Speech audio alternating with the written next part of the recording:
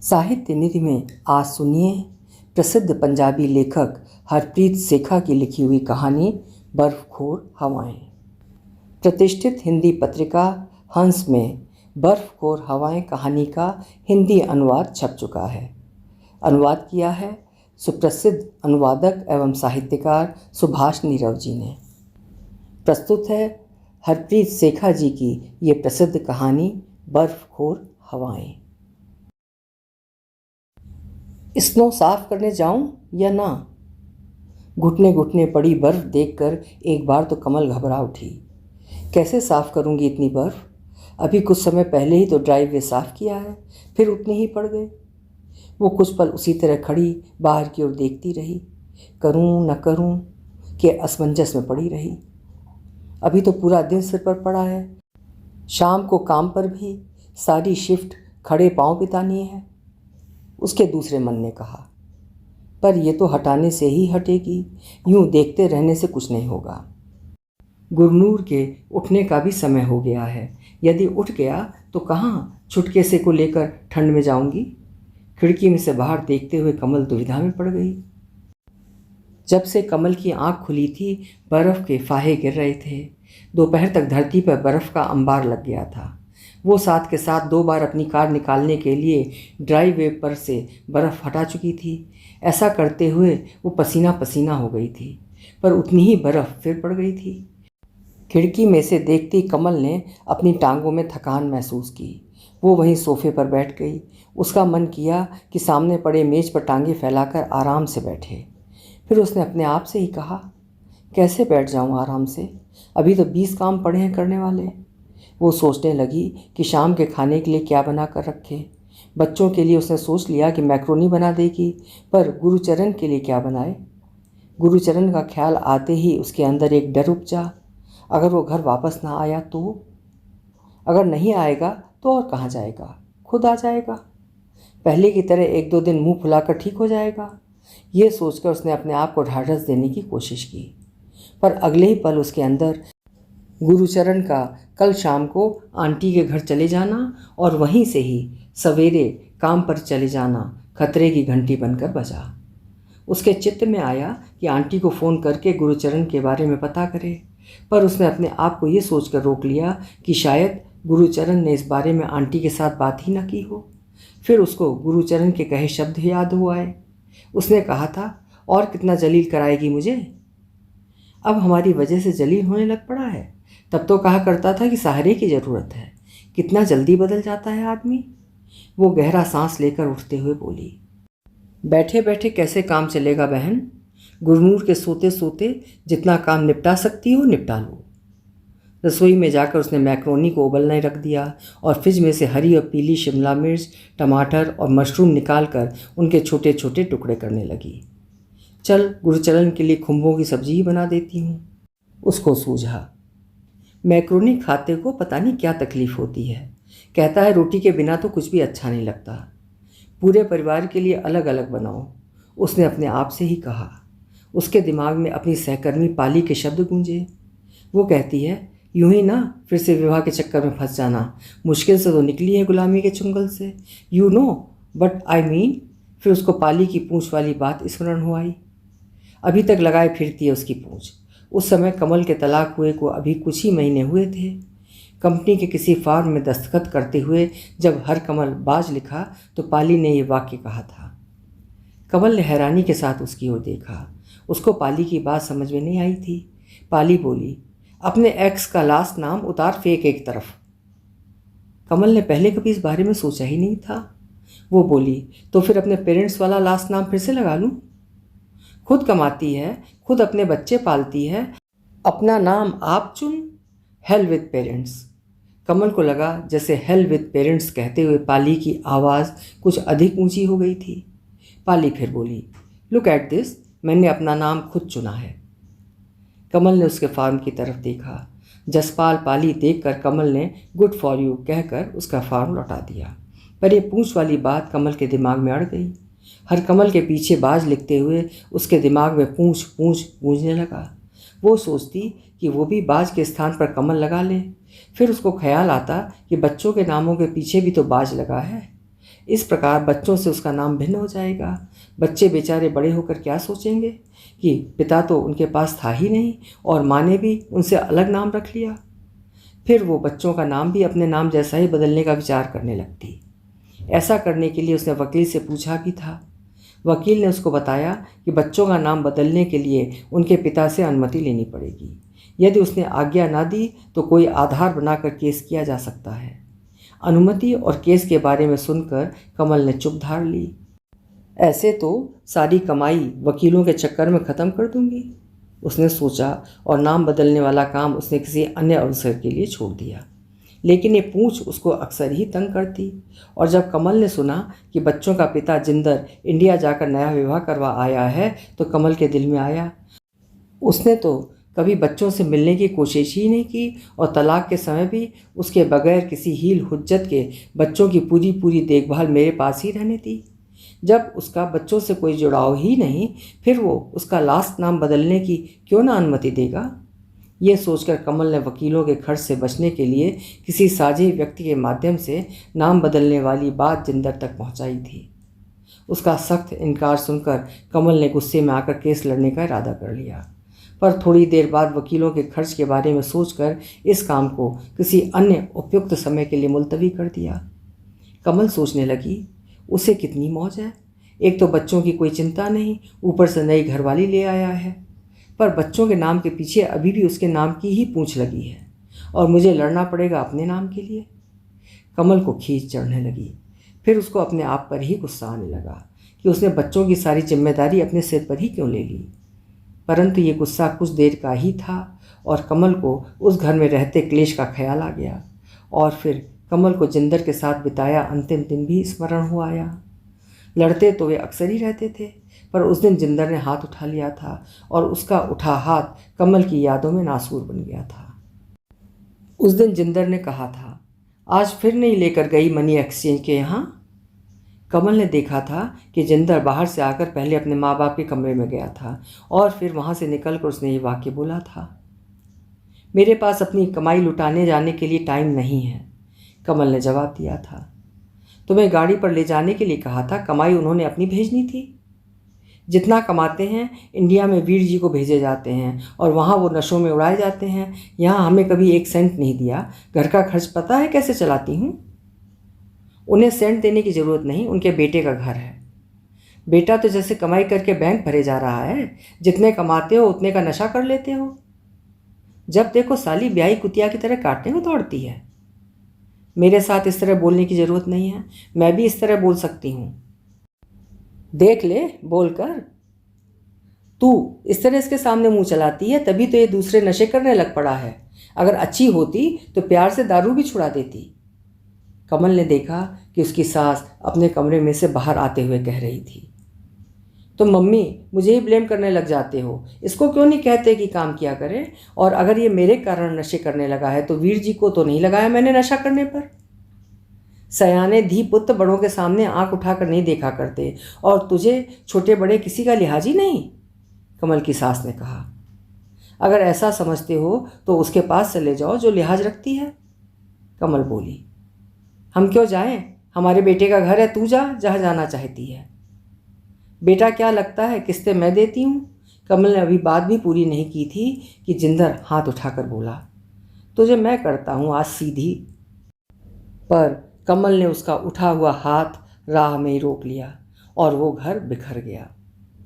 सब्जियां काट रही कमल ने सोचा, आदमी विवाह करवाकर औरतों को अपनी प्रॉपर्टी क्यों समझने लग जाते हैं। भले जी बेशक औरत की कमाई पर रहे हों, ये तो फिर भी कमाई करता है। और वो जो, जिंदर का विचार आते ही कमल का हाथ तेज तेज चलने लगा। चाकू उसकी उंगली पर फिर गया। कमल ने दर्द से होंठ दांतों तले दबा लिए। उंगली में से खून बहने लगा। कमल ने खून रोकने के लिए बैंडेड लपेट ली। बैंडेड लपेट कर मुड़ी कमल ने एक नज़र फिर खिड़की में से बाहर की ओर झाँका और वहाँ से रसोई की ओर मुड़ते हुए उसकी निगाह दीवार पर टंगी उनकी पारिवारिक तस्वीर से टकरा गई।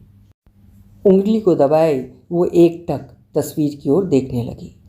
गुरुचरण के कंधों पर चढ़े बैठे अर्जुन, उसकी अपनी गोद में बैठा गुरनूर, दाईं ओर खड़ी सिम्मी का मुस्कुराता मुखड़ा और फिर गुरुचरण का खिला हुआ चेहरा निहारती कमल ने सोचा कि उसको गुरुचरण की ये नाम बदलने वाली बात मान लेनी चाहिए और चुपचाप बच्चे पालने चाहिए। चुप होकर बच्चे पालने वाला ये विचार कमल को तब भी आया था जब वो अपने मायके में रहती थी। वो मकान जिसमें वो जिंदर के साथ रहती थी बेच दिया था। अपना हिस्सा लेकर कमल अपने मायके वाले घर में आ गई थी। उसकी माँ ने बच्चों की ओर से उसको बेफिक्र कर दिया था। वो काम पर जितना भी ओवर टाइम मिलता लगा आती। घर पहुंचने पर माँ के हाथों की पकी रोटियां भी मिल जाती, पर माँ की छाँव उसके भाग्य में अधिक नहीं लिखी थी। एक दिन नहाते हुए उसकी माँ गुसलखाने में गिर पड़ी। उसको ज़बरदस्त अधरंग हुआ था। पहले अस्पताल में और बाद में वो केयर होम में पहुंच गई थी। कमल को लगता है कि घर का खास स्तंभ ही गिर गया। वो माँ जो पूरे घर की जिम्मेदारी अपने कंधों पर उठाए फिरती थी को खुद ही सहारे की आवश्यकता पड़ गई थी। बच्चों को संभालने की समस्या आ पड़ी थी। कमल की बेटी सिम्मी तो स्कूल चली जाती थी, पर अर्जुन और कमल के भाई का बेटा अभी स्कूल जाने की उम्र से छोटे थे। कमल की भाभी कहती कि उसको तो बड़ी मुश्किल से काम मिला था, परंतु भाभी को काम छोड़ना पड़ गया था। कमल को लगता कि काम छोड़ने के बाद उसकी भाभी खीजी झिल्लाई सी रहने लगी थी। कमल के घर में घुसते ही वो अक्सर कहती, दीदी ये अर्जुन बहुत तंग करता है, दिन भर उछलता कूदता रहता है और ये छोटे बच्चों को उल्टी बातें सिखाता है। मैं तो सारा दिन इनके पीछे पीछे घूमकर थक जाती हूँ। कमल को लगता कि वो थकी से ज़्यादा ऊबी पड़ी थी। कमल को अनुभव हुआ कि वो कुछ अधिक ही टोका टाकी करने लग पड़ी थी। वो कभी रोटियां बनाकर हटी कमल से कहती, दीदी तुम रोटियां बनाते समय आटा पता नहीं क्यों इतना बिखेर देते हो। या कभी कहती, दीदी बर्तन साफ करते समय तुम पानी सिंक से बाहर निकाल देते हो। या कहती, दीदी मैंने बड़ी मुश्किल से कप प्लेट एडजस्ट किए थे, तुमने फिर पहले वाली जगह पर ही रख दिए। उत्तर में कमल कहती, पहले इतने सालों से कपबोर्ड में रखते थे, आदत पड़ी हुई है वहाँ रखने की, धीरे धीरे नई कपबोर्ड की आदत पड़ जाएगी। कमल के अंदर गुस्सा उठता। उसका मन करता कि कहे, ज़्यादा मेरा न जता, मेरा भी उतना ही घर है जितना तेरे पति का। पर वो सब्र रखती, सोचती कि यदि वो बोली तो घर में कलेश पड़ जाएगा, जिससे उसके पापा को और दुख पहुँचेगा। वो तो पहले ही माँ वाले सदमे से हिले घूमते थे। कमल अंदर ही अंदर गुस्से को लिए घूमती फिरती रहती। जब वो काम पर से लौटती, बच्चे उसके साथ दौड़ कर लिपट जाते। कमल महसूस करती कि जब माँ तंदुरुस्त थी तब बच्चों को ख्याल भी नहीं होता था कि उनकी मम्मी घर पर है भी कि नहीं, और कमल बच्चों को संग लेकर माँ का पता लेने केयर होम की ओर दौड़ जाती। माँ की खैर खबर लेने आई अन्य स्त्रियाँ अक्सर कह ही देती, घोड़े जैसी पड़ी थी, अभी इसको क्या होना था अगर लड़की का दुख न लगता। उनकी बातें सुनकर कमल सोचती कि उसने कौन सा जानबूझकर दुख दिया है। यदि अच्छा घर मिल जाता तो किसका दिल करता है घर तोड़ने को। कमल का मन होता कि वो उनसे दूर भाग जाए। जब अपनी माँ को बिस्तर से लगे अपने आप हिलने डुलने में भी असमर्थ देखती तो कमल के अंदर गुनाह का एहसास उठने लगता। उसको लगता कि यदि उसका तलाक ना हुआ होता तो माँ की शायद ये हालत ना होती और उसकी आंखें आंसुओं से डबडबा जाती। वो सोचती कि किससे अपना दुख साझा करे, सारी दुनिया उसको बेगानी लगती। इन्हीं दिनों एक दिन वो काम के लंच टाइम में बाहर गिर रही बर्फ़ की ओर एकटक देख रही थी। क्या सोच रही है? कमल के कानों में पाली की आवाज़ पड़ी। यूँ लगता है जैसे दुनिया भर की स्नो ने अपनी कैलगिरी में ही गिरना होता है और बहुत सी जगह पड़ी हैं, वहाँ नहीं पड़ती। कमल ने पाली के हंसने की आवाज़ सुनी और फिर उसके शब्द, हर जगह के अपने गुण अवगुण होते हैं, इस तरह किलसने से कुछ नहीं बनता, इसके साथ तो टक्कर लेनी पड़ती है। You know but I mean. Kamal को पाली की ये बात कई बार याद आती। सब्जी बनाकर हटने के बाद खिड़की में से बाहर की ओर देखते हुए भी यही बात याद आई। कमल की निगाह एक आदमी पर पड़ी जो एक छोटे से बच्चे को कंधों पर उठाकर बर्फ़ में बड़ी सावधानी से पैर रखता हुआ चला जा रहा था। देख कितनी कठिनाई में पैर रखता है बेचारा, कमल ने सोचा। फिर उसके दिमाग में एकदम अर्जुन का ख्याल हुआ आया, जो उस बच्चे की उम्र में अपने नाना के कंधों पर चढ़ने के लिए अपने मामा के बेटे से लड़ाई करता है। मेरा ग्रैंडपा है, मेरा ग्रैंडपा कहते हुए वे दोनों आपस में लड़ते। एक दिन अर्जुन रोता हुआ कमल के पास आकर बोला था, माँ एवरी टाइम ग्रैंडपा उसकी साइड लेता है, मुझे पिगी बैक राइड नहीं देता। कमल के दिल में आया कि अपने पापा से कहे कि पक्षपात ना किया करें, पर पापा तो पहले ही माँ के कारण दुखी हैं। सोचकर उसने अपने आप को रोक लिया और अर्जुन को चुप करवाने के लिए करीब बैठे अपने भाई को इशारा करते हुए कहा, जा तू अपने मामा के कंधों पर चढ़ जा। मामा के कंधों पर चढ़ जा, जैसे मामा को और कोई काम ही नहीं होता। अपने भाई के रूखे शब्द सुनकर कमल अपने आप को रोक न सकी। वो बोली, मैं तो सोचती थी कि तू बच्चों को इतना प्यार करेगा कि उन्हें डैड की कमी महसूस नहीं होगी, पर तू तो उन्हें बिल्कुल ही लाइक नहीं करता। लाइक क्या करूं, इतनी तो गालियां बकता है, सारा दिन शैतानियां करता घूमता है और छोटों को भी सिखाता है। ना ना लड़ो मत, आ ओए तुझे उठा लेता हूं अब। कमल अपने पापा के शब्द सुनकर शांत हो गई। जब उसका गुस्सा कम हुआ वो सोचने लगी कि भाई पहले तो ऐसा नहीं था। मिलने आई सिम्मी को तो वो अपने से 1 मिनट के लिए भी दूर नहीं करता था और उसका भी तो कितना ख्याल करता था। उसके साथ कई बार जिंदर द्वारा की जाने वाली ज्यादती को देखकर जिंदर को पीट देने की बातें भी करता, पर माँ के समझाने पर समझ जाता। ये तो माँ के बाद ही पता नहीं सभी को क्या हो गया है। कमल ने एक आह भरी। घर में रहते हुए तनाव से तंग आकर कमल ने अपनी आंटी की सलाह मान ली थी। उसकी माँ के बीमार होने के बाद तो आंटी अक्सर ही कहने लग पड़ी थी, जो 4 पैसे पास में हैं उनसे कोई छोटा मोटा मकान खरीद कर किराए पर चढ़ा दे। मकान अपने नाम हो तो रिश्ता जुड़ने में आसानी रहती है, और फिर ईश्वर ना करे यदि तेरे पापा को कुछ हो गया तो भाई भाभी तुझे संग कहाँ रखेंगे। भाई भाभी कैसे निकाल देंगे, घर पापा के नाम है। पापा के बराबर काम करके मोर्टगेज की किस्तें दी हैं मैंने इस घर की। कमल ने झट जवाब दिया, पर यह बात कुछ दिनों बाद ही सामने आ गई। कमल द्वारा मकान खरीदकर किराए पर चढ़ाने के समय उसके पापा ने $10,000 अपनी ओर से कमल को दे दिए थे। इस बात की भनक पड़ते उसका भाई भड़क उठा था। उसने लकीर खींचते हुए कह दिया था, या तो ये रहेगी इस घर में या मैं। ये कौन होता है मुझे यहाँ से निकालने वाला। पापा अगर आप कहो तो मैं अभी चली जाती हूँ। कमल बोली, मैं तुझे इस तरह कैसे घर से धक्का दे दूंगा, तुम लोगों को तमाशा न दिखाओ, उसके पापा ने कहा और फिर दोनों भाई बहन की मिन्नत याचना करके कलेश को ख़त्म किया, पर वो लकीर नहीं मिटा सका था।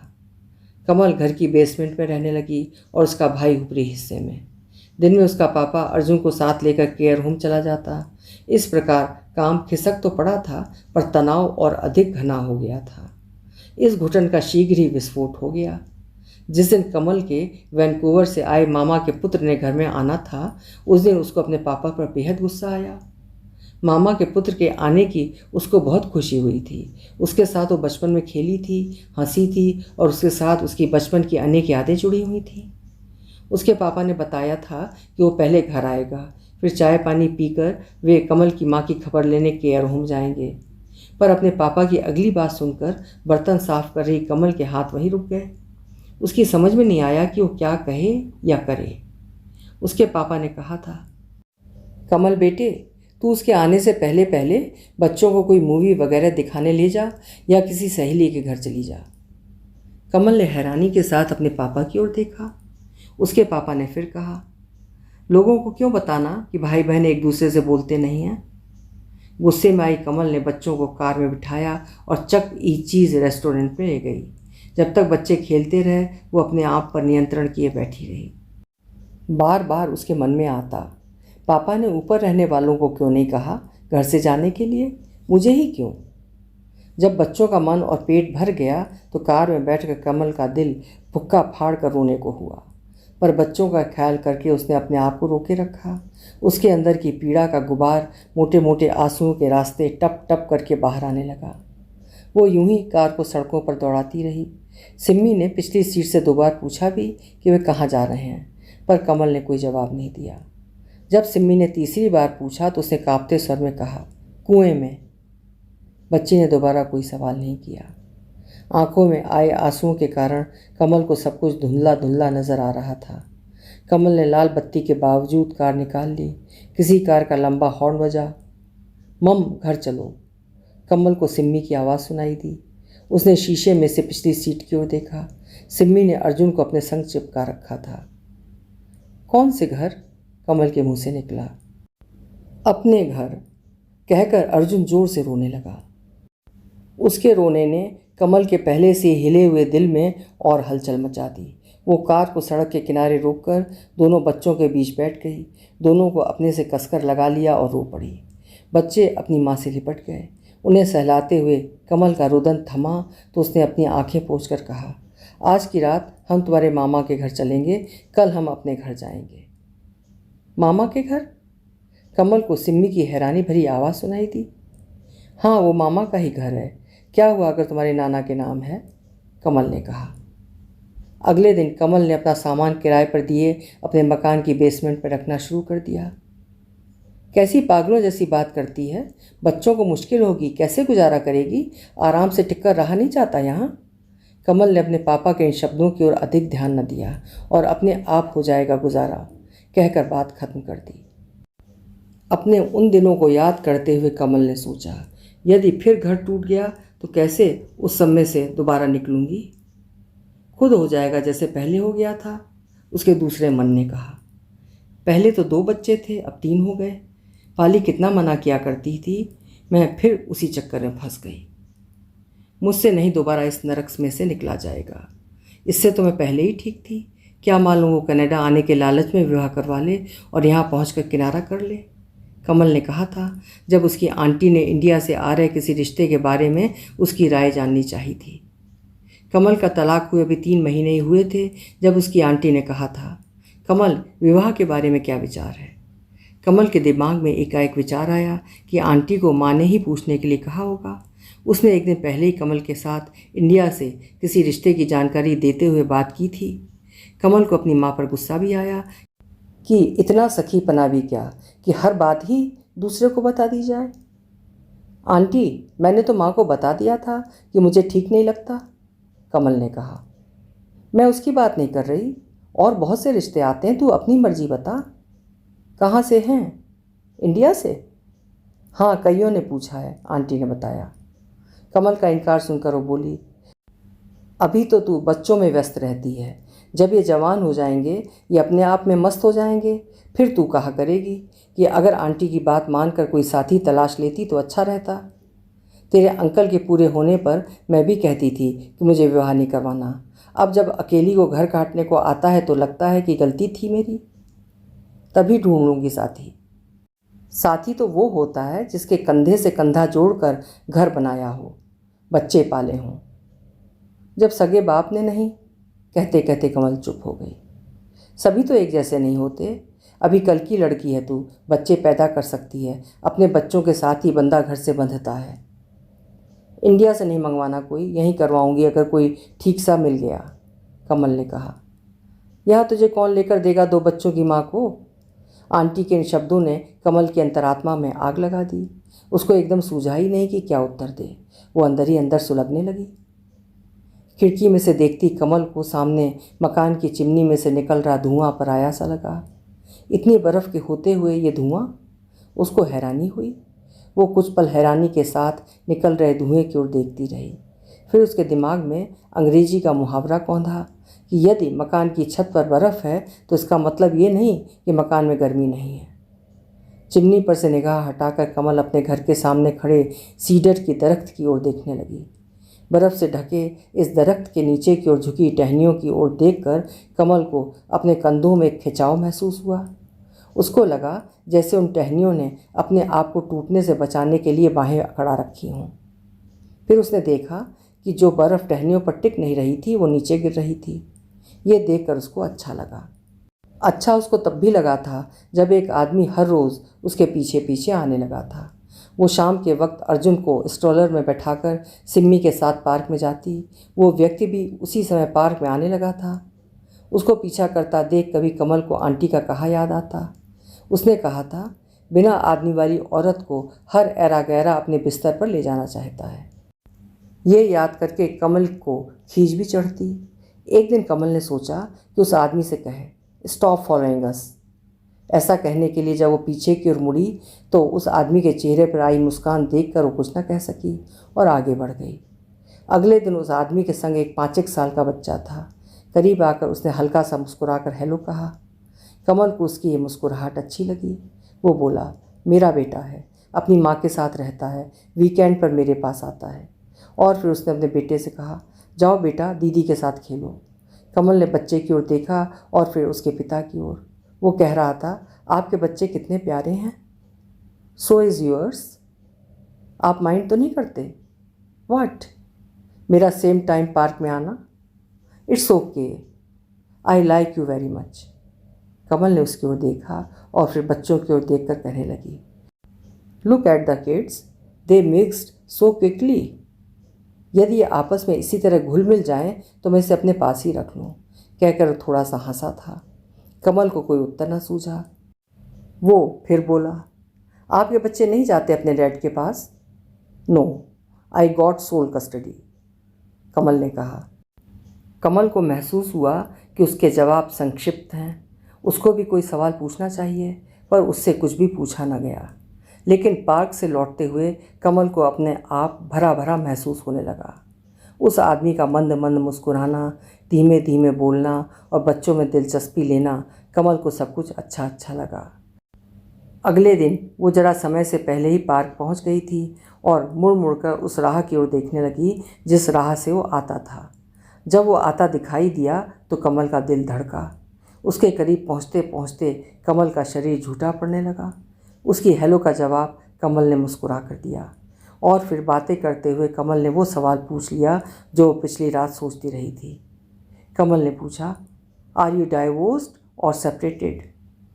डाइवोर्स्ड। और फिर वो बोला, क्या हम दोस्त हो सकते हैं? क्या हम नहीं हैं? आई थिंक दोस्त हैं तभी तो बात कर रहे हैं। कहकर कमल हंस पड़ी और फिर ये हंसी कमल के अधरों पर हर समय रहने लगी। वो हवा में उड़ती फिरती, शाम को पार्क में जाने के समय की प्रतीक्षा करती। पर पतझड़ का मौसम आरंभ हो गया था। गर्म धूप वाले दिनों की जगह ठंड उतर आई थी। वो कमल से कहता कि बच्चों को घर में छोड़कर वे अकेले में कहीं मिलें, और एक दिन ये जुगाड़ अपने आप ही बन गया था। कमल की खुशी का भेद उसकी माँ और फिर आंटी ने पा लिया था। कमल ने बता दिया कि वो आदमी उसको अच्छा लगता है। ले, मैं कल ही पता कर लेती हूँ। उसकी माँ से मैं कई बार मिली हूँ, हम एक साथ गुरुद्वारे में सेवा करती हैं। आंटी की बात सुनकर कमल ने सोचा कि कहे कि वो खुद ही बात करेगी। फिर उसने सोचा कि इस प्रकार उसके द्वारा पहल करना ठीक नहीं। यदि उसने करीब होने के लिए पहल की थी तो विवाह को लेकर भी करेगा। दूसरे दिन आंटी का मुरझाया चेहरा देखकर कमल का दिल धड़का। आंटी पंजाबी अखबार का मैट्रिमोनियल पेज सामने करते हुए बोली, वो तो कुंवारी लड़की खोजता फिरता है, अगर यहाँ ना मिली तो इंडिया जाएंगे। कहते हैं हमने अखबार में भी दे रखा है। आते हुए मैं अखबार भी उठा लाई। कमल विज्ञापन पढ़ने लगी। वो कुछ देर तक सोचती रही और फिर पतझड़ की उस शाम कमल तैयार होकर उसको स्टारबक्स कॉफ़ी होम में मिलने गई। वो कैनमोर या बैंफ में जाना चाहता था जहाँ अपने लोग ना हों, पर कमल ने कहा कि जगह भी उसकी मर्जी की होगी और पैसे भी वही खर्च करेगी। और स्टारबक्स पहुंचकर कॉफ़ी के घूंट भरती कमल ने पूछा, आपको कैसी लड़की अच्छी लगती है? कमल धीमे धीमे उसके साथ पंजाबी में बोलने लग पड़ी थी। उसको अपने स्वभाव पर कई बार खुद ही हैरानी होती कि एक अजनबी से बातें करते हुए खुद ब खुद ही उसके मुंह से अंग्रेज़ी निकलने लगती है, और जैसे जैसे निकटता बढ़ती जाती है वो पंजाबी में बातें करने लग पड़ती, आपके जैसी। कमल को उसके इस जवाब से खींच पैदा हुई, पर उसने अपने आप को जब्त कर लिया। वो बोली, शक्ल की स्वभाव में? दोनों। कमल ने अपने हाथ पर उसके हाथ का स्पर्श अनुभव किया। कमल ने अपने हाथ को यूं ही पड़ा रहने दिया। वो बोली, स्वभाव का आपको क्या पता, हम कौन सा कहीं डेट पर गए हैं? हम पार्क में बातचीत किया तो करते थे, और फिर जिसके साथ दिल मिल जाए स्वभाव भी खुद ही मिल जाते हैं। कमल ने अपने हाथ पर उसके हाथ का दबाव महसूस किया। वो फिर बोला, डेट के लिए मैं तो कब से कह रहा हूँ, पर आप ही बिजी रहते हो। मेरा तो कब से इन आँखों में गुम होने को दिल करता है। सच? आप मौका तो दो, कुछ समय के लिए या उम्र भर के लिए? सदा सदा के लिए। आपका मतलब विवाह करवाने से है? विवाह में क्या पड़ा है, पहले विवाह का स्वाद देख तो लिया है आपने भी और मैंने भी। कमल ने आहिस्ता से अपना हाथ उसके हाथ के नीचे से निकाला और अखबार की कटिंग उसके सामने रख दी।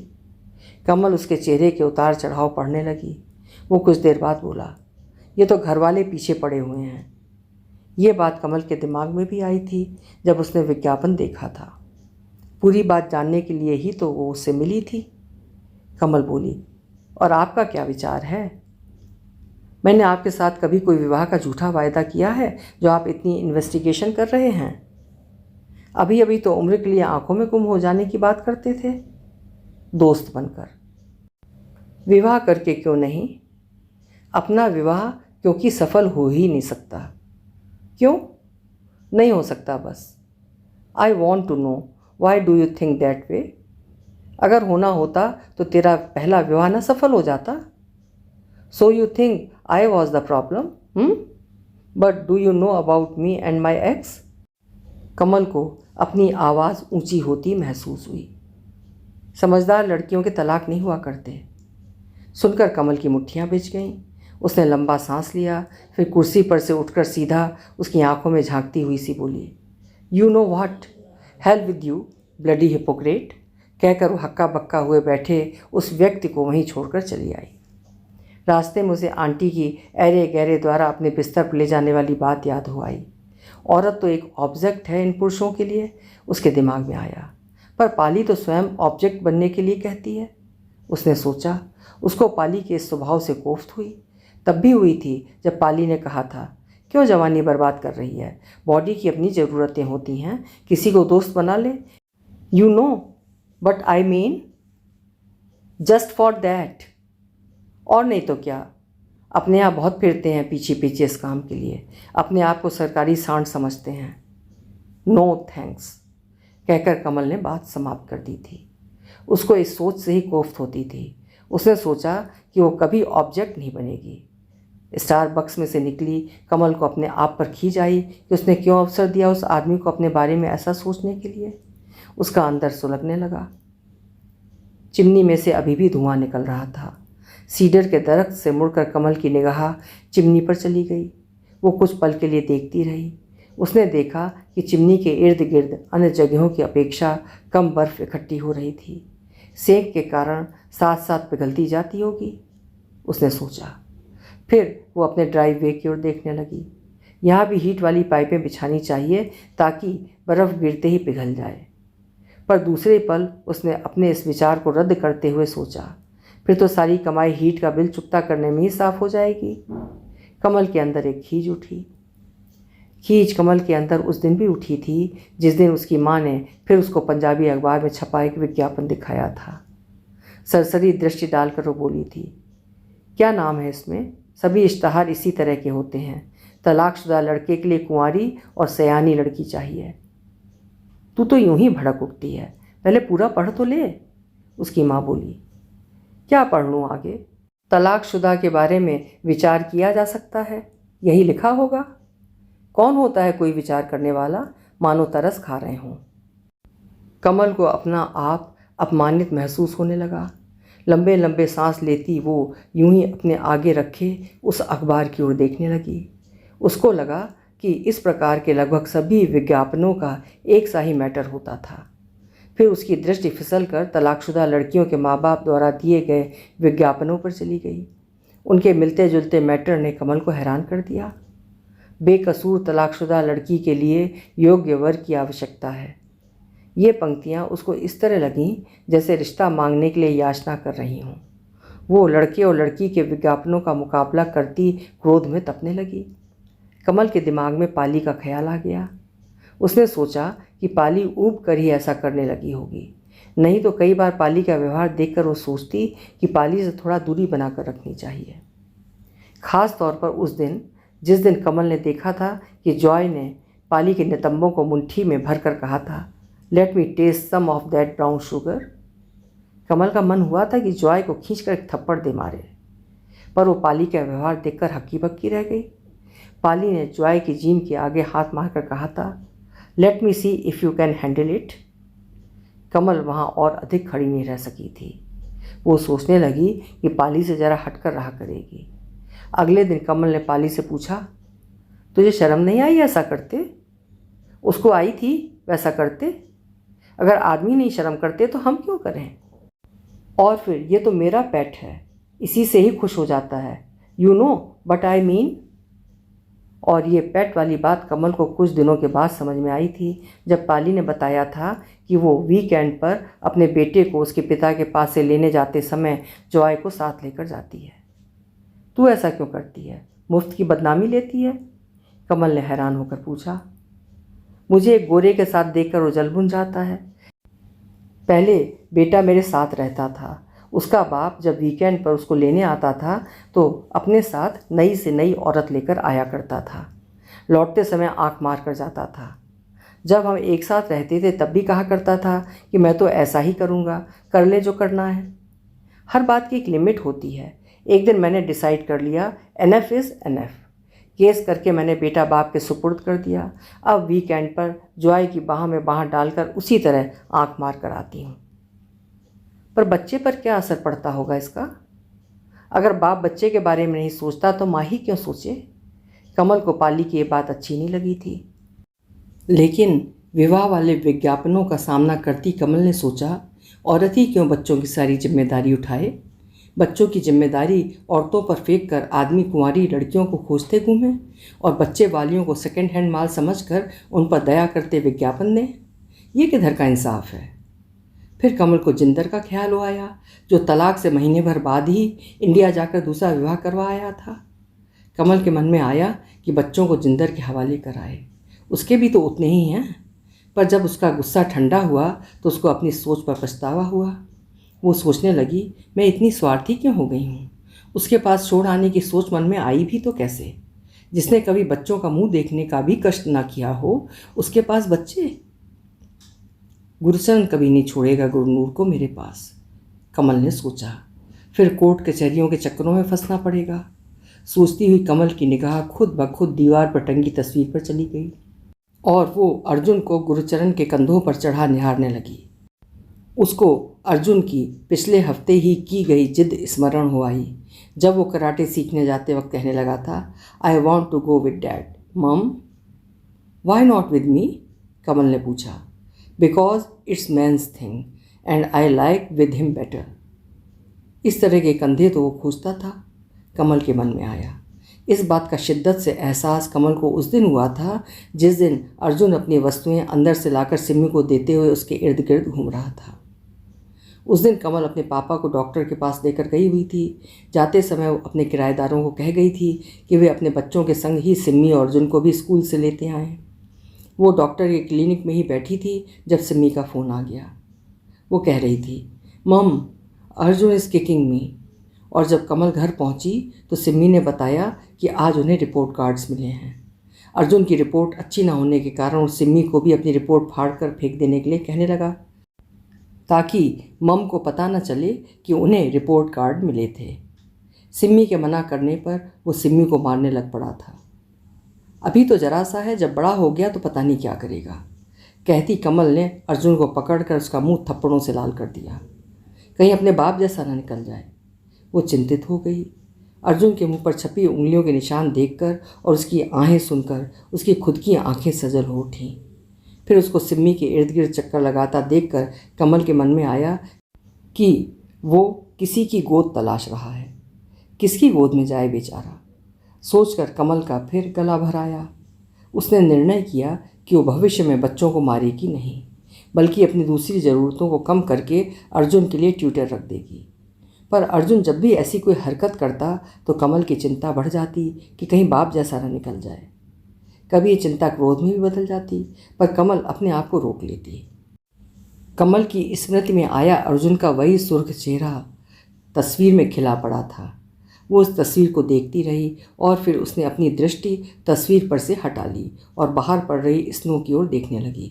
परंतु फिर उसने तस्वीर की ओर नज़र घुमा ली। उस तरफ देखती वो सोचने लगी, हो सकता है कि यहाँ तक बात ना ही जाए। मैं यूं ही फिक्र करने लगी हूँ।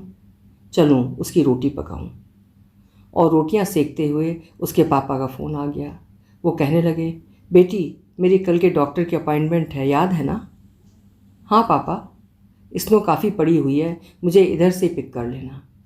ओके पापा, कहकर कमल ने फ़ोन रख दिया। अब लेने भी वहीं जाओ। कई बार कहा है कि मेरे साथ रहो, पर नहीं, वहीं रहकर ही अपमानित होना अच्छा लगता है। या फिर ले जाया करें उन्हें ही अपने साथ। अपॉइंटमेंट पर ले जाने के लिए मैं ही दिखती हूँ, कमल के मन में आया। कमल ने अपने पापा को बहुत बार कहा था कि उसके साथ रहें, तब भी जब अभी कमल का गुरुचरण के साथ विवाह नहीं हुआ था। उसके पापा ने एक दिन भरे गले से कहा था, उस महाराजा को तो मेरे साथ अब बात करने में भी शर्म आती है। जब से तेरे वाला ये मकान लिया है तब से माथे भी नहीं लगता। कमल एकदम वहाँ से उठी और अंदर से चेक लाकर अपने पापा को पकड़ाते हुए बोली, ये लो पूरे 5,000 मोर्टगेज लौटाने के लिए जोड़ कर रखे थे, पहले उसकी मोर्टगेज लौटा दूँ, मारो उसके माथे पर, बाकी के 5,000 जब सेव हो गए तो फिर लौटा दूँगी। पागल हुई है? वो कौन होता है उन डॉलरों का? मैंने अपनी तरफ से दिए थे, अपने पास से भी क्या, वे तो थे ही तेरे। जब से कनाडा आई है एक दिन खाली नहीं बैठी है। तो फिर आपने ज़रूर उसके साथ ही रहना है, यहाँ मेरे पास रहो। आपको कभी कोई तकलीफ़ होने दी है? और फिर बच्चों से बेफिक्र होकर काम पर जाया करूँगी। पुत्र पोते के होते बेटी के द्वारे बैठना अच्छा लगता है क्या? लोग क्या कहेंगे? तो अच्छा मरो वहीं। कमल के मन में आया, पर उसने शब्द कहे नहीं। उसने कहा, आपको मेरे द्वारे पर नहीं रहना, मेरे साथ रहना है। आपकी अपनी पेंशन आती है, आपको भी सुख और मुझे भी सुख। और फिर आपके उस लाडले कहती कहती कमल रुक गई। मेरी तो अब बीत गई, मैं तो उस दिन सुखी होऊंगा जिस दिन तेरा घर बसेगा। मेरा घर तो पापा बसा हुआ ही है, अपनी मर्जी से रहती हूँ। आदमी बिना कैसा घर? अभी तेरी उम्र ही क्या है, विवाह करवा ले, तेरी तरफ से तो सुखी हूँ। कमल का अपने पापा की भीगी आंखें देखकर मन रो पड़ा। उनका इस प्रकार याचना करना कमल को अजीब सा लगा। कमल ने सोचा कि विवाह से पहले वो माँ के माध्यम से कितने अधिकार से कहा करते थे कि ऐसी वैसी बात नहीं सुननी चाहिए, हम खुद लड़का तलाशेंगे। और अब पापा इतना असहाय क्यों हो गए? यही बात जब उसने आंटी के साथ साझी की तो बोली, बेटी का दुख और जीवन साथी का गम बंदे को ऐसा बना देता है। बेटी का उन्हें किस बात का दुख? मैं यूं ही इधर उधर नहीं घूमती फिरती, बल्कि सुख दुख में उन्हें लेकर ही जाती हूँ जहाँ उन्हें जाना होता है। ये बात नहीं है, वो तो चिंता करते हैं कि अकेली कैसे सब कुछ करती है। और फिर तेरी माँ के बाद तो कुछ अधिक ही फील करने लग पड़े हैं कि जीवन साथी के बगैर आदमी किसके साथ दुख सुख साझा करे। मुझे भी कई बार कह चुके हैं कि तुझसे कहूँ कि विवाह करवा ले। ये बात कमल भी कभी कभी सोचती कि कोई हो जिसके साथ वो दिल की बात कर सके। बाहर सैर कर रहे युगल को देखकर उसका मन अंदर तड़पता। वो सोचती कि कोई हो जिसके हाथ में हाथ डालकर वो चले, कोई हो जो उसको अपनी बाहों में लेकर उसके अंदर के अकेलेपन को ख़त्म कर दे। और फिर वो सोचती कि अपनी अंतरात्मा को कुचल कर बच्चों के पालन पोषण पर ध्यान दे। क्या पता बच्चों के साथ कोई कैसा व्यवहार करे। और जब आंटी ने जोर डालकर उसको गुरुचरण से मिलवाया था तो उसको लगा कि यही आदमी है जो उसके अंदर ऊष्मा भरेगा। वो रागी जत्थे के साथ कनाडा आया था। पहली बार मिलकर उसने सीधा ही कहा था, मैं कनाडा में सेट होने के लिए आया हूँ, मुझे ऐसे जीवन साथी की ज़रूरत है जो इस वक्त मेरी बाँह कसकर पकड़े।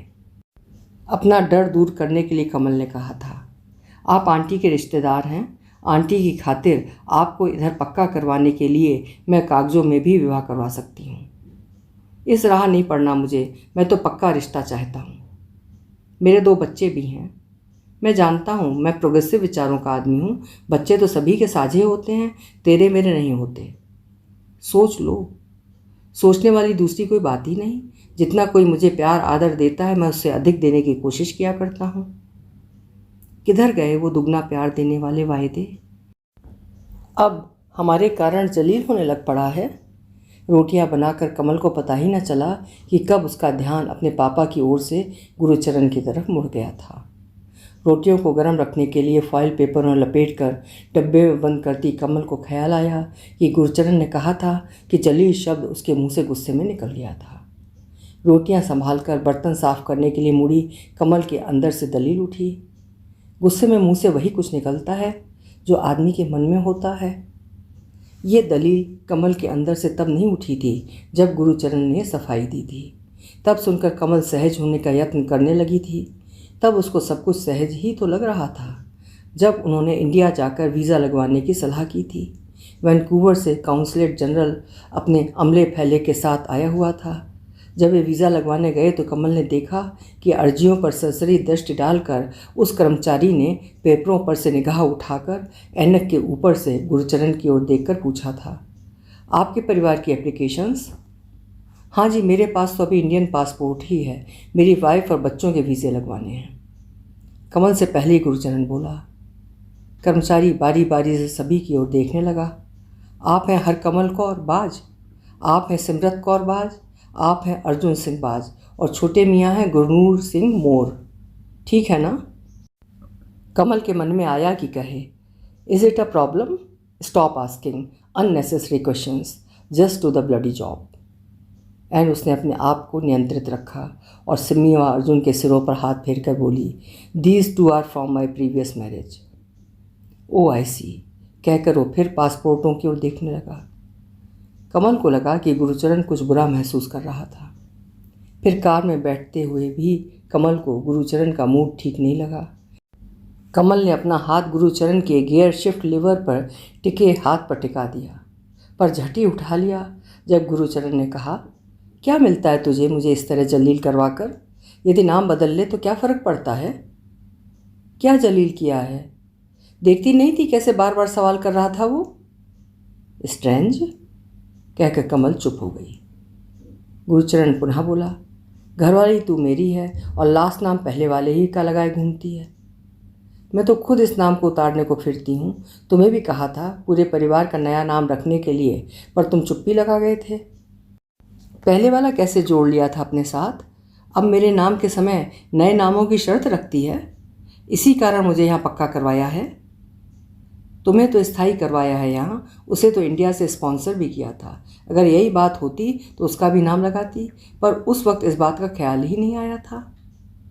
मेरी बारी, अब ख्याल आ गया। हालात ने बहुत कुछ नया सिखाया है। ज़रूरी तो नहीं कि हम ये बातें बच्चों के सामने ही करें, घर चलकर भी कर सकते हैं। कमल ने पिछली सीट पर बैठे बच्चों की ओर देखकर कहा और चुप हो गई। पर उसका दिमाग शांत नहीं हुआ।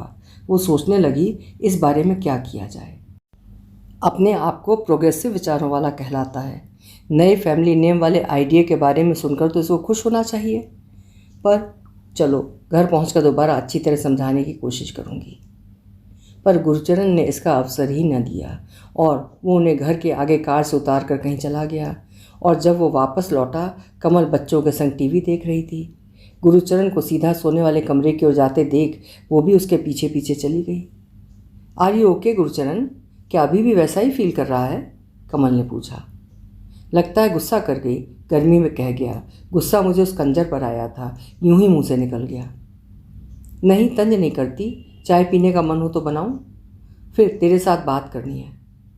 पी लूँगा, मुझे भी बात करनी है, पहले तू चाय रख। जब कमल चाय के लिए स्टोव पर पानी रखकर लौटी तो गुरुचरण बोला, तुझे याद है कमल, जब गुरनूर के पैदा होने पर मैंने तुझे लास्ट नाम बदलने के लिए कहा था तो तूने कहा था कि अर्जुन और सिम्मी खुद को अलग अलग सा महसूस करेंगे। कमल बीच में ही बोल उठी, हाँ याद है, और मुझे ये भी याद है कि मैंने कहा था कि हम सब कोई नया फैमिली नाम रख लें ताकि बच्चे बड़े होकर अपने आप को अलग सा महसूस ना करें, और तुम सुनकर चुप हो गए थे। और यही बात मुझे आज करनी थी। मैं इस बारे में पता करके आया हूँ। बाज साहब ने कभी सिम्मी के लिए चाइल्ड सपोर्ट तो दी नहीं, अपनी इनकम शो भी नहीं करता। इस बेस पर हम केस करके दोनों बच्चों का लास्ट नाम बदल सकते हैं। हाँ, मैं इन्हें अडॉप्ट कर लेता हूँ और तू अपना नाम चेंज कर ले। इस तरह अपना सबका एक फैमिली नाम हो जाएगा। कमल पल भर के लिए चुप रही, फिर बोली, मैं चाय का पानी देखा हूँ। उबलते पानी में चाय पत्ती और चीनी डालती कमल इस विचार को अपने अंदर मथती रही। जब वो वापस आई तो गुरुचरण बोला, नाम बदलना तो पेपरों में ही करना है, बाप बनकर तो मैं अब भी पालता हूँ। हम दोनों पालते हैं गुरुचरण। अपनी जब भी इस बारे में बात होती है तुम हर बार मुझ पर ही क्यों नाम बदलने पर जोर डालते हो? मैं खुद कमाती हूँ, बल्कि कहती हुई कमल चुप हो गई। उसने अपने आप को तेरे से ज़्यादा कमाती हूँ कहने से रोक लिया। तुझे अपनी कमाई पे बड़ा गर्व है? गर्व क्यों ना हो, मालूम है कितनी मुश्किल से रहकर पाले हैं। अगर इतना ही है तो खुद क्यों नहीं चेंज कर लेता अपना नाम? जिन गोरों को देखकर तू इतना एडवांस हुई है, उतने एडवांस तो वो भी नहीं हुए हैं कि औरतों वाला नाम रखें। रखते क्यों नहीं रखते हैं, बेशक कुछ ही रखते हों। और मैंने तुम्हें अपने वाला नाम रखने को कब कहा? मेरा अपना तो अभी कोई नाम है ही नहीं। तू तो चाहती है कि मैं तेरे आगे बिछ जाऊं। सुना है तूने कोई पंजाबी बंदा ऐसा जिसने खानदान का नाम छोड़ा हो? गुरुचरण, तुम्हें पता है ये लास्ट नाम कैसे शुरू हुए थे? ये 20वीं सदी में यूरोपियों ने शुरू किए थे, जब कईयों के एक जैसे नाम होने लग पड़े थे ताकि पहचानने में आसानी रहे। पर पुरुषों ने इसको खानदान की बात बताकर इज्जत के साथ जोड़ लिया। अब तू भी तो इसे इज्जत का इशू बनाए बैठी है। नहीं, इज्जत का नहीं, बराबरी का इशू बनाती हूँ। हम दोनों ने साझे तौर पर परिवार शुरू किया है और मैं चाहती हूँ कि अपने परिवार का साझा ही कोई नाम रखें, ना तेरा ना मेरा, कोई नया। खानदान का नाम तुम्हें छोड़ने से रहा, चाहे कुछ हो जाए। पता है कितनी पीढ़ियों से चला आ रहा है। तुम्हें खानदान प्यारा है, परिवार प्यारे दोनों ही हैं। जैसा चलता आया है, परिवार का नाम तो मेरे नाम के नीचे ही चलेगा। ठंडे दिमाग से सोचना, मैं आंटी के घर जा रहा हूँ, कहकर गुरुचरण चला गया। बर्तन साफ कर रही कमल के मन में आया, यदि गुरुचरण सच में ही ना लौटा तो बड़ी मुश्किल से बनाया घर टूट जाएगा। नाम के पीछे कहीं घर ना तोड़ लूं। घर टूटने का भय दिखाकर यूं तो वो अपनी मन की करता रहेगा। उसके अंदर से दलील उठी, कहीं तीनों बच्चों को लेकर। कदम को एकदम गुरनूर का ख्याल आया। उसको लगा जैसे वो रो रहा हो। वो सचमुच ही रो रहा था। कमल ने उसको उठाया, अपनी छाती से लगा लिया, जैसे वो बहुत देर बाद मिला हो। मेरा प्यारा बच्चा, मेरा प्यारा बच्चा, करती हुए उसको उठाए उठाए उसके लिए दूध गर्म करने लगी। फिर उसने अनायास ही पूछ लिया, ये प्यारा बच्चा किसका है?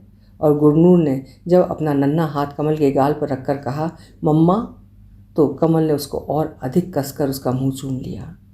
उस पर कमल को यह भी याद ना आया कि यदि इस वक्त गुरनूर को उसके बजाय गुरुचरण ने गोदी में उठाया होता तो गुरुचरण की गाल पर भी हाथ रख कर यही कहता, डैड।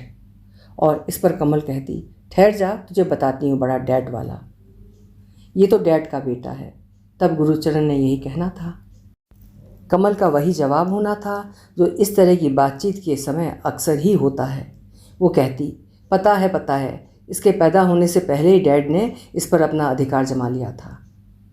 गुरनूर के जन्म से पहले प्रसव पीड़ा के दौरान जब नर्स ने कागजी कार्रवाई करते हुए पूछा था कि बेबी का फैमिली नेम बाज रखना चाहते हो या मोर, तो गुरुचरण ने झट कहा था मोर।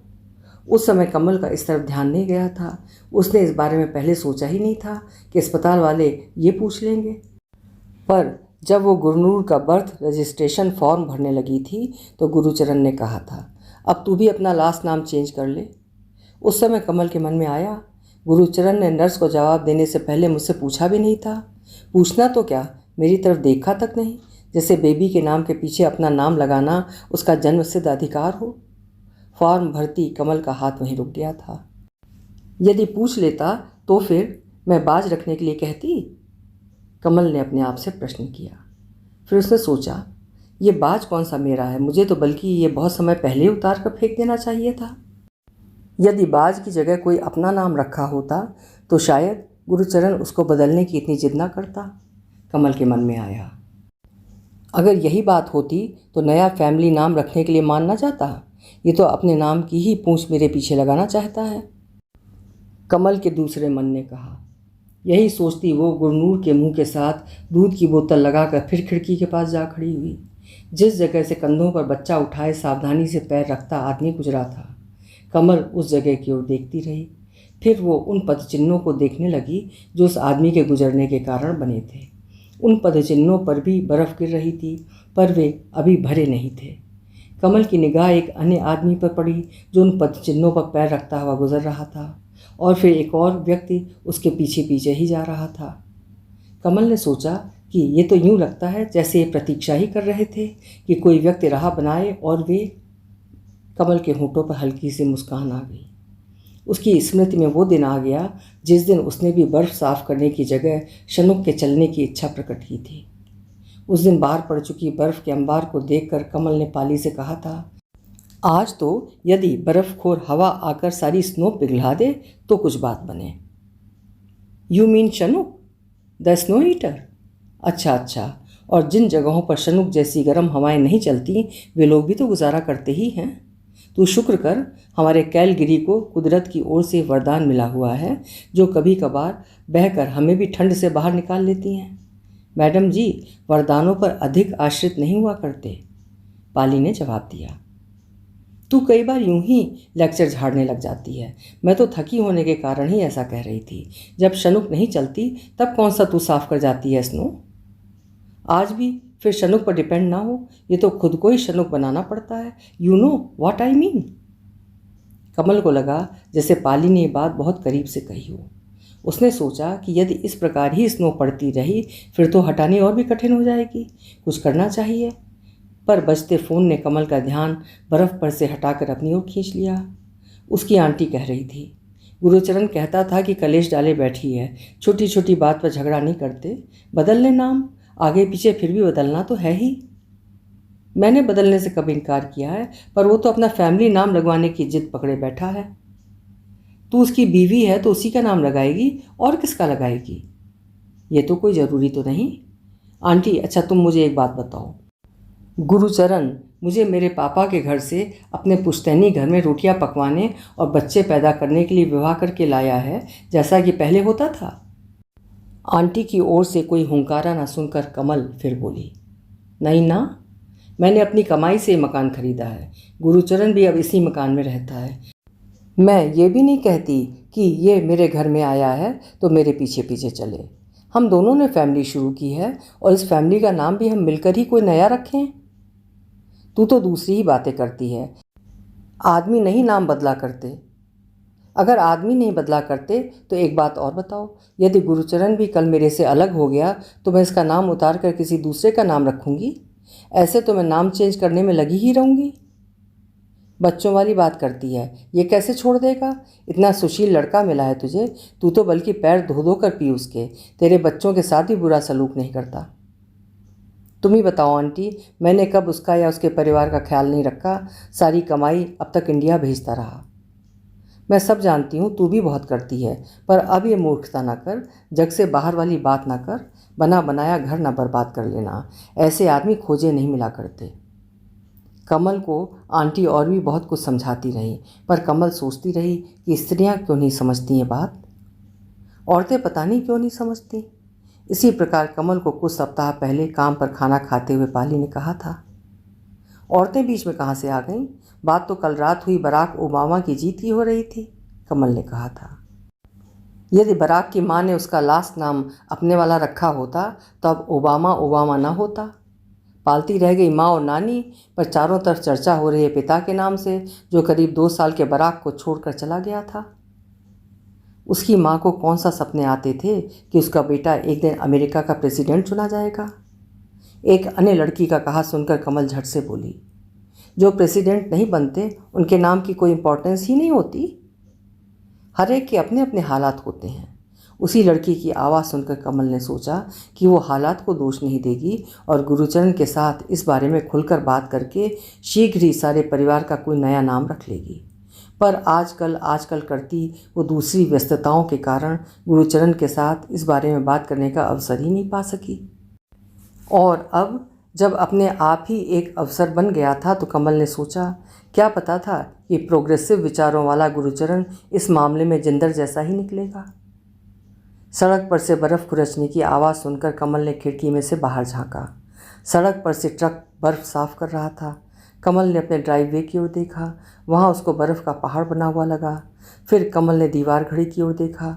बच्चों के स्कूल से लौटने का समय होने वाला है, उनके निकलने का राह बनाऊं और फिर कार भी तो निकालनी है, कमल ने सोचा। घड़ी पर से फिसल कर कमल की दृष्टि उसी तस्वीर पर चली गई। एक पल वो तस्वीर की ओर देखती रही, फिर बाहर की ओर देखने लगी। क्या फ़र्क पड़ता है अगर ट्रक वाला आदमी हमारे ड्राइववे में से बर्फ़ भी हटा जाए, कमल के मन में आया।